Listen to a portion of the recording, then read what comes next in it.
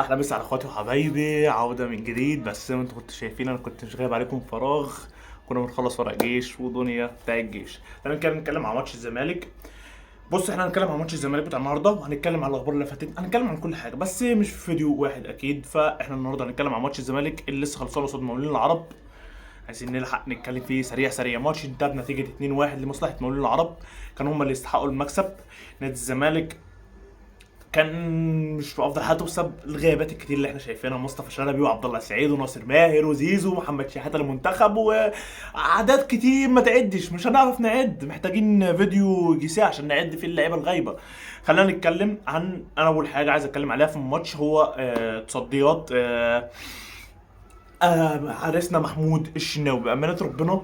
يعني انت بص تصدياته في المباراة بجد، حارس هايل جدا جدا جدا، حارس له مستقبل هايل بأمانة ربنا، حارس يستاهل ان نادي الزمالك يصبر عليه. يعني انت عايزك تبص على التصدي ده بأمانة ربنا، بص بيقفل ازاي بأمانة ربنا، بيروح بشكل هايل. ولا التصدي برضو التاني اللي هو بتاع عرض رأسية محمود احمد علاء، بص برضو راح عليها ازاي. يعني انا بأمانة ربنا لا، حارس يدل بالمنظر اللي احنا شايفينه ده، حارس يدل ان هو بجد كويس، لا حارس كويس، حارس المفروض نصبر عليه اكتر واكتر.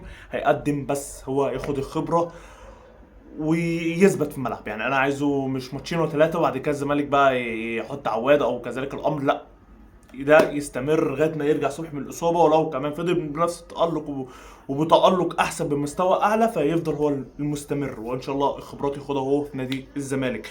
تاني حاجه عايزين نتكلم عليها قوه دفاع احمد رفاعي اللي اتكلمنا عليه كتير من ايام فيريرا، من اول مره صعدوا فيريرا واحنا اتكلمنا عليه كتير. هو احمد رفاعي مدافع كويس جدا، الواد ده خامه كويسه جدا، ممكن احسن من احمد مجدي.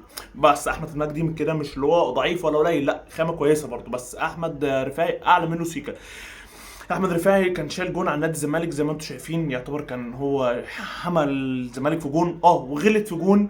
بس ده غلطه، الغلطه اللي احنا شايفينها دي غلطه تدل ان هو لاعب ما عندوش خبرات برضو زي الشناوي. يعني خبرات، هي مشكله خبرات، هي هنا مشكله خبرات ليست اكتر، هي مشكله خبرات في اللعيبه اللي الصاعده. يا جدعان ما تضغطهمش، يا جماهير ما تضغطهمش، ما تضغطوش اللعيبه اللي لسه صاعده، اللعيبه اللي لسه اول مره تلعب مع نادي الزمالك وسط جماهير. فدي مشكله خبرات، فاللعيبه دي تاخد اعاره سنه سنتين هترجع لك لعيبه بجد. مش هتفكر انت تجيب صفقات، انت اللعيبه دي هتخليك تختفي عن اي حاجه بامانه ربنا. اتكلمنا على محمود الشناوي واحمد رفاعي. عايز اتكلم بس على كذا حاجه كده. الهجمه بتاعت الجزيري، احنا من اول الماتش لغايه نهايه الماتش احنا بنلعب على الكره الطويله، احمد فتوح رؤى كلنا بنلعب الكره الطويله لسيف الدين الجزيري، لكن مفيش حد وصلها له صح. لما الكره وصلت، مش اقول لك صح، بس وصلت بنسبه صحيح ان هي نسبه 55%، قدر يعمل ضغط على محمود علاء واخدها منه زي ما انتم شايفين، وفوتها شيكابالا، راح ايشو شاطها لكن ما جاتش في الجون. ايشو للعلم ضيع لنا كورتين زي ما انتم شفتوا الكوره ديت. في كوره تانية برضو ايشو ضيعها باحمد عاطف، محمد عاطف اداها له، مع احمد عاطف ولا محمد عاطف اداها له، وايشو ضيعها زي ما انتم شايفين، مش بقلل منه برضو، ايشو خامه كويسه جدا.